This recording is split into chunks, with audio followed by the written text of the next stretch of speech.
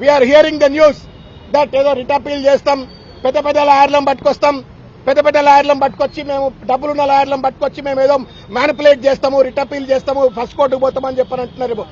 ఏ కోర్టుకు పోయినా నిర్దాక్షిణ్యంగా మీరు నిరుద్యోగుల గొంతు కోసినట్టే.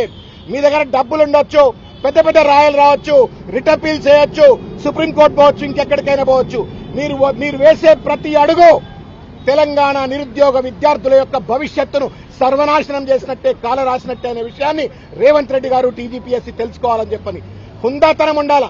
చేసిన తప్పును కోర్టు ఇంత స్పష్టంగా చెప్పిన తర్వాత హుందాతనంతో తప్పును ఒప్పుకొని ఆ పరీక్షను పూర్తిగా రద్దు చేస్తే మీకు కూడా మానవత్వం ఉంది, విఘ్నత ఉంది అని చెప్పని ప్రజలు అనుకుంటారు. కాబట్టి ఈ యొక్క పరీక్షను గిటపీల్ అని చెప్పని హైకోర్టు ఆర్డర్కు వ్యతిరేకంగా పోకుండా వెంటనే రద్దు చేయాలని చెప్పని, అదేవిధంగా ఇన్ని తప్పులు ఎట్లా జరుగుతాయి?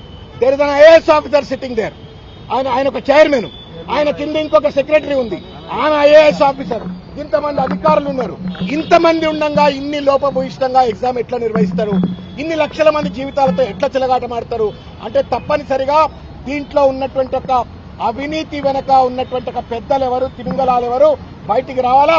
వాళ్లపైన చర్యలు తీసుకోవాలంటే పూర్తి స్థాయిలో విచారణ జరపాలని చెప్పని కోరుతా